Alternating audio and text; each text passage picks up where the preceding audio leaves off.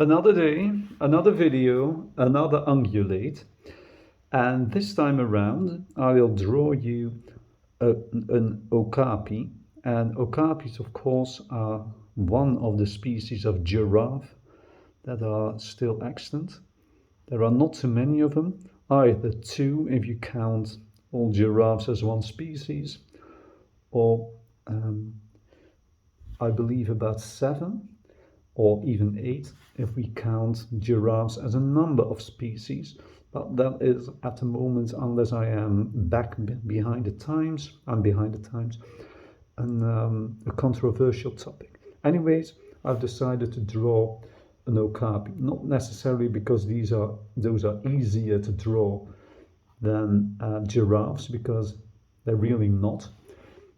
And both of them are rather, well, striking creatures, of course, that are also quite intricately built, with lots of bumps and so on, bumps and lines and so on that need to be taken in mind when you draw them. So here we go. The snout is quite delicate compared to what you see in some other ungulates, but then the chin is decidedly heavy. So the jaws there. You go. So make sure that when you draw an Okapi, you give it quite the prominent chin, more or less. Then we get to the ears, which are very sizable too, though not particularly difficult to draw, as they have a rather straightforward form. Keep in mind that the ear, let's get a bit closer, that the ears are very mobile, so you could draw them in various fashions. This, by the way, must be a male Okapi because it's got ossicones. That's the name for a giraffe's or an Okapi's horns. Yeah.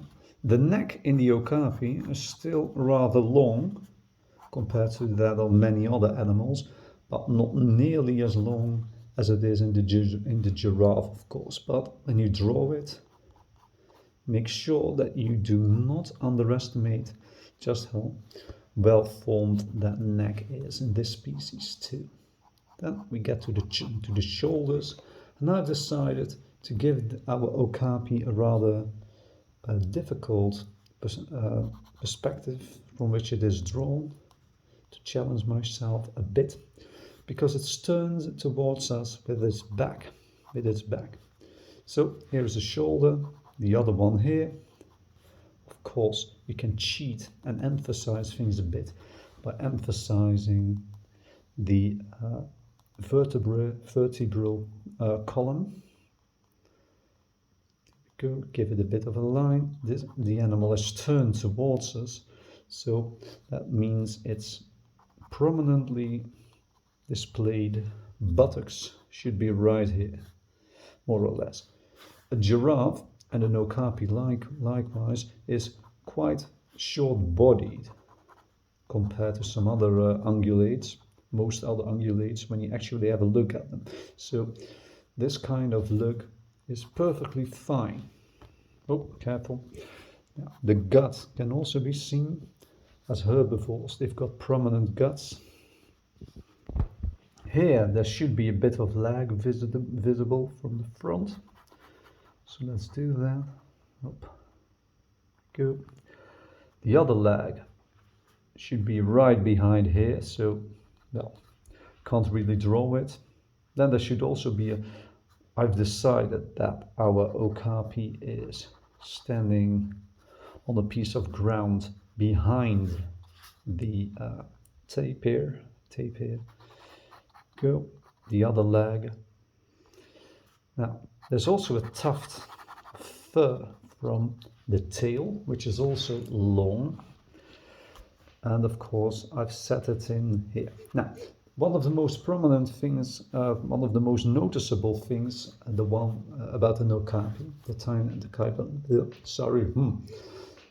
kind of thing that that is the reason for it being confused for a zebra at times. A zebra, who should be talking British English as much as possible, Anyways, the reason for that is mostly its rump.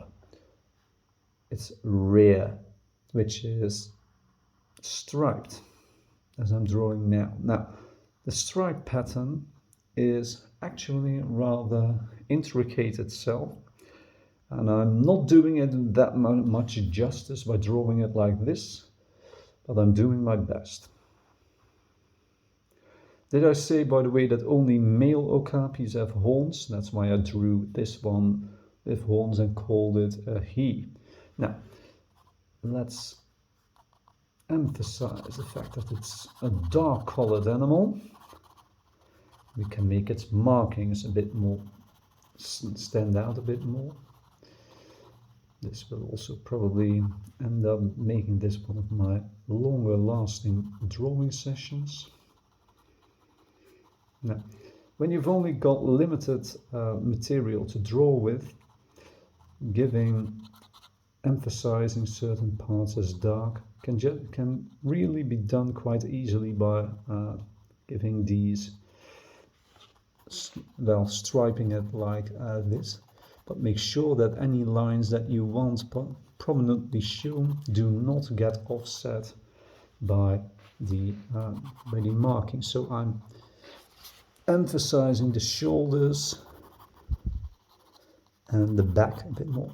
Also, you can use these marks to give the animal a bit more texture as you are